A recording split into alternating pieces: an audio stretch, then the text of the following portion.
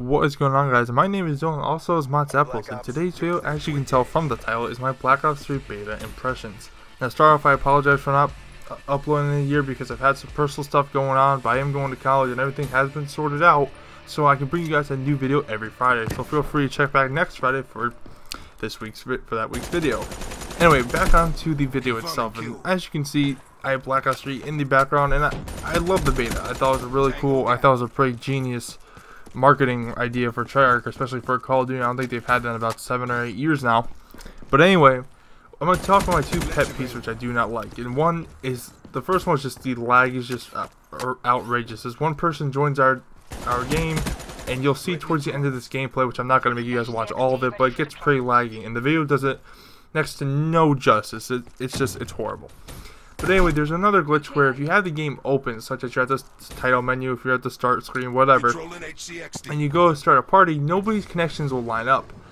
And I know you're probably saying, oh, that's your Xbox, that's your internet, and no, it's not, because it never happened before the beta was installed. I've reset the router, I've done all the basic, normal stuff, I've even done some research, and it seems like other people have this problem too.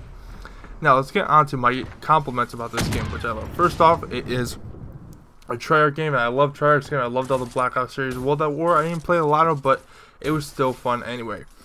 Also, I think the guns are gonna need some balancing, and I think that's with every game. Such as I think the Razorback should be moved to the assault rifle category, because to me it does not handle like an SMG. It's got the mobility of an SMG, but it's almost like the Peacekeeper in a way. But it's got the best rate of fire. The damage is really good. The gun is just ridiculous, and I love using it. It's a lot of fun.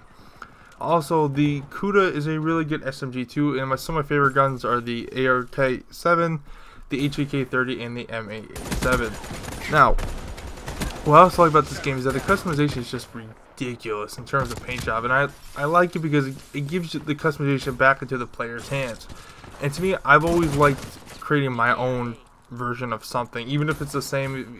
Take the ARK, even though it's the same gun, my paint job can kind of show off who I am, and I like that because it kind of tells each player who makes you stand out, makes the game more unique, and I kind of think it gives a different, more personal gaming experience. And also, I think it brings back the casual gaming experience because you don't have the same camo as 20,000 other people. You probably can. I'm sure you can look up YouTube videos on how to make it, and that's fine. But I think creating your own camo just kind of adds that extra level of fun. Also, I was a little skeptical about the wall run because I looked at it and I immediately thought, like I think a lot of people did, just, oh, this is Titanfall basically. And it is and it isn't, because Titanfall, you can run, you can hit fire your gun, you can't aim down the sights, I think you can reload, I don't remember, but I know. And I like how, unlike Titanfall, you get like a full boost jump, you don't have like two jetpacks where you just like, and then you're done. And I think the wall running is really cool. Again, it adds that. I kind of wish this is what Advanced Warfare did in a way. I mean, Advanced Warfare was fun, but I found myself playing this game to kind of hit like the exo boost one where you're clicking the buttons. This one, you kind of have to hold, and really, you have to learn how. You really have to relearn how to play Call of Duty again, which I kind of like because there's that learning curve. We're all going to be used to, especially if you play the beta, and that's fine. But I like how there's that learning curve where you constantly have to be adapting. Also, what I also like about this game is that just the attachments aren't overkill, but they're not underkill, if that makes any sense. Each attachment has its own purpose, and they actually work this time. The foregrip actually works on the gun, especially on the Kuda and the HVK. It goes from the Kuda goes from like a medium recoil to a very low recoil with the grip. The HVK goes from a very high recoil to a low to medium recoil, which I like because it lets me know the developers are actually doing their job in terms of customizing their weapons and all that stuff. Another thing I was really surprised about is the lack of noob tubes in this game, which was, to me, was really surprising because I thought that they'd probably do it, and I just can't believe they just said screw it and they did away with it. Now, what I also like is the specialists. The specialists I was really, again, skeptical about, but Glitch, as you can see me using here, I use them in both gameplays.